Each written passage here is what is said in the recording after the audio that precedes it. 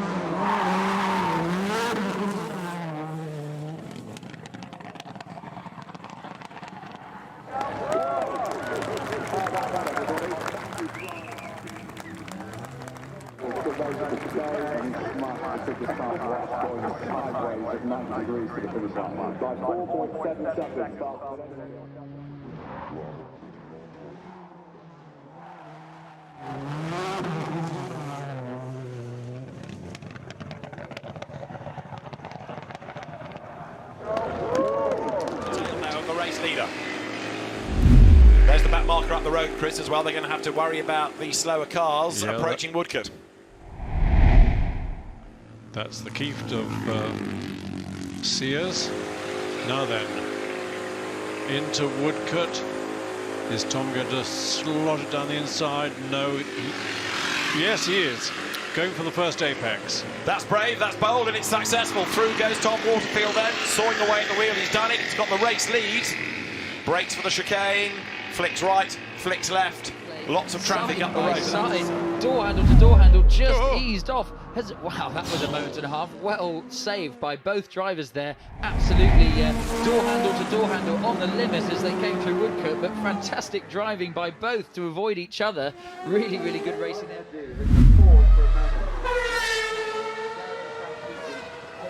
Incredible 3.9 litre 300 V12 all the way up to 12,100 RPM.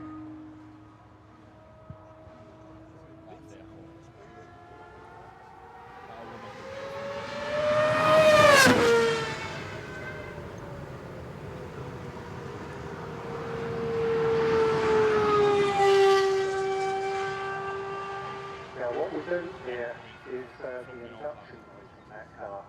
And for all the people out there that like to listen to cars when they're driving, induction is one of the features that we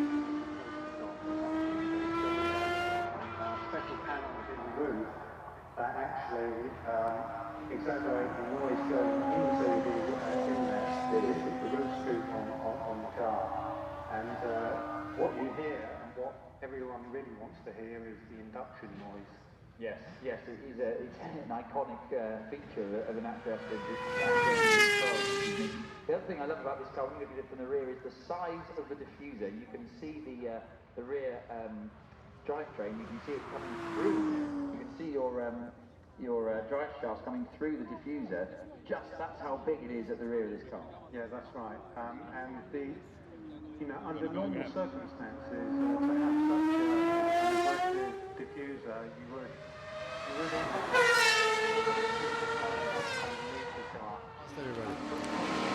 This is Tom Christensen's view as he comes up the inside into the chicane, tries to gain a place there. No chance, no. Max Bartel fends him off. He will go ahead now. Yeah, the power of the GT40 carries him ahead as they go over the timing line. This is Tom Christensen's view.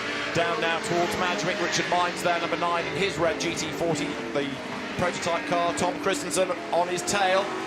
Maximum commitment being put into this. Out of Madgwick. Christensen looking for the inside line, Jochen. Yeah. Inside line, outside line. It changes all the time with the traffic. So it's not a natural flow that you sort of just follow, and you have to make sure that.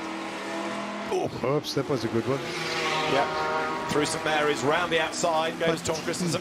he left the door wide open, so I think he did it on purpose to make sure that Christensen gets through. So Richard Mines lets Christensen through. Tom's next target is going to be Hans Hugenholtz. Is that just ahead? The white GT40. No, it's not. No, it's not. No. It's one of the slower GT40s as they come towards us, but Tom Christensen picks up another place. Race leaders have gone through, incidentally. The margin between Rob Hall and James Cottingham being just over a second. Christensen then having got ahead of Hugenholtz. Now he's on the back of Chris Wilson. Looks to the inside line into the chicane. Trouble is, there's not much room at the chicane, so he has to give way there. So Tom Christensen now lines up for a move on the inside, heading down towards the first corner of Madgwick. On the inside, job done. Gone earlier to the left or whatever. No, he stayed in the middle and so on. So not to make it too clear what his intentions are. Oh, there we go. Ah, he's got him now. Lotterer goes through, heading to St Mary's. So Andre Lotterer, with just under 13 minutes on the clock, goes through, makes the move, and pulls clear of Gordon Shedden. So that car that started will drop the Moss Trophy then is go. Good start by Nigel Greensall, not a great start by Ollie Bryan from the middle of the front row. Mike Whittaker gets away really nicely on the outside line there as they head down towards Madgwick for the first time, but it's going to be Nigel Greensall in the white E-Type that has the lead. Mike Whittaker slots in second, Ollie Bryan third. Round Madgwick for the first time, but a really good getaway there, David, by Nigel Greensall. He's in the lead. Yeah, and it looked like Bryant was dreaming when the flag went down. No reaction at all, and well, being jumped into that first corner. Looks all fairly clean down through the rest of the field, and looking out for Laura in the IWC Gullwing there. I think she's made a little bit of time up, and we expect the underlying pace of that car to be able to come through. But meanwhile, everyone finding their feet out front. A little bit of a break there from Greenshaw. Indeed so, and Mike Whittaker then in that second place, coming under attack, isn't he? Because Billy Ollie Bryant's start may not have been great, but he's trying to make amends on this first lap. Yeah, he's definitely trying to make that position back up, because he knows that Nigel Greensall, the pace he had in qualifying yesterday was really something to hold. He was consistent as well. He's put in a consistent few laps. He's going to be trying to just hang with him, because there's 17 or 16 minutes left to this race now, so still plenty of time left to go. Absolutely right. Now, what can Mike Whittaker do, if anything, about Nigel Greensall? Nigel, massively experienced driver. Alan Letts there going through in the Chevrolet Corvette Stingray as they come up towards the completion of lap one then, with the gap to the eye coming down a little bit. In fact, yeah, the top three bunching up, aren't they? Nigel Greensall then coming under attack from Mike Whittaker, and Ollie Bryant in third place right there behind these three at the end of the opening lap, getting away from Vincent Gay in the Ferrari in fourth place, and a big moment there for Jack Minshaw coming out of the chicane. Comes out on a completely varied line, and I think that was because the tail wax cars rattle over the line. So Ben Collins leads with 1 lap to run. 0.4 of a second is the margin. A further second and a half back is Hughie Walker. I'm not necessarily convinced he's going to get close enough to really attack, but Mark Walker now takes the fight to the leader. Ben Collins is going to have to work hard for this.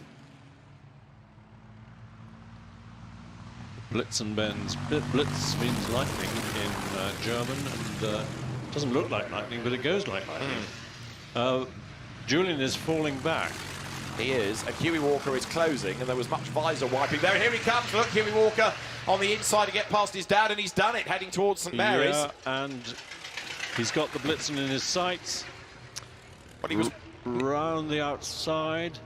He was 2 seconds back at the start of the lap, and there he is challenging for the race lead. So an extraordinary last lap by Hughie Walker. He's not done yet. The next chance to challenge, though, Chris, is going to be on the inside at Lavant. Yes, and then at Woodcote. He's been conserving his strength and the car's strength.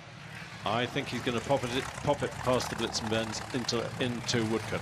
Or he's going to do it here. Perhaps into Lavant. Yeah, on the exit of Lavant, he's done it. So Hughie Walker, 2 seconds adrift he was. I'd written him out of this. He's there, he's in the lead. But can anybody else fight back in a straight line? This is the power part of the circuit. Yes, yeah, Ben Collins can fight back, can't he? Ben has fought back. And Mark Walker fights back as well. So it's 3 for the lead. Any one of these could yet be the winner. Down towards Woodcote. Hughie Walker goes back ahead of his father. And Julian's not far behind either. Absolutely right. So can Ben Collins hang on in there, because Hughie Walker tries to go right round the outside. Fantastic move Brilliant stuff round the outside at Woodcote, and Hughie Walker is going to come through to score victory in the second SF Edge Trophy race of the weekend. That's one of the moves of the weekend. Outstanding stuff. So Hughie Walker is going to make it 2 out of 2 as he comes up towards the line. Ben Collins closing, closing, sure? and he's going to do it just on the line. Amazing. The Tripoli Grand Prix, there was a similar, it was called the Lotterer Grand Prix, and the winner would scoop the pool, and there was so much going on about who was going to share it and how to split the money up. Oh, really? That they, that at Monaco, Silverstone and Spa, they said, we're not going to tell you how many laps the race will be, except that it'll be more than 6. Wow. So they never knew when the race would finish. And in the end, Armin Hane got through quite a turbulent Spa race and ended up winning. Yes, but as you were saying, so yeah, 25th of August 1991 was the winner takes all $1 million race. That's right. Which was the third and as it turned out, final race of the Jaguar Sport Intercontinental Challenge. The car itself, the tub is based on a modified XJR-9 tub. So that was the XJR-9. That was the Le Mans car, was it not? It was the one Le Mans in 1988. Jake Hill is about to lose the race lead, I fear, because to the outside line comes Craig Davis, but Jake breaks as late as he dares, coming down to Woodcote, fends him off. Really good defensive driving there. Yeah, absolutely beautiful. He closed the door early, he made his intentions clear, and he didn't deviate. That gave Craig Davis absolutely no chance to have a late lunge up the inside into Woodcote. Jake Hill managing to get a nice, clean chicane done. That's given him good momentum onto the straight. He can retain the lead. Craig Davis tried the outside, tries the inside. Jake goes a little bit wide into Madrid there. Breaks as late as he could, but actually comes out a length ahead. It's going to be interesting, this, because he's got a smaller engine, small 3-litre, against the Bosch Mustang, but it's a later car. There is Graham Scarborough, number 24 Ford Capri, just ahead of David Devine in the Bob Holden Australian colours. You've got the Toyota of Matt Green next up, the Win Percy tribute car, also carving his way through there. The genuine Patrick Motorsport Rover, James Wood at the wheel of it. Wonderful racing, this. Yeah, fantastic. Really nice move from James Wood to set that one up early. Coming out of Madrick, up the inside into Fordwater, the fastest corner on the track. Not an easy move to pull off.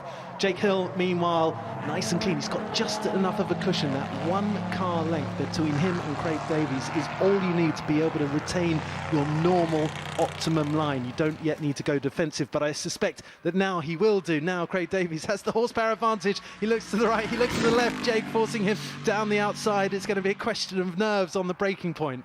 So Craig Davis is ahead, but Jake Hill with 2 wheels on the grass dives back through on the inside. He's done it, he's got the lead back, he's got it sideways, he's got it all under control.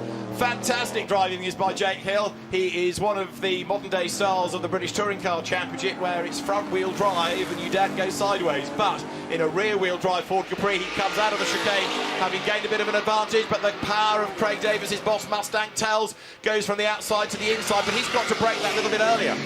Well, Jake needs to keep driving this well, every corner, every lap for the entire race.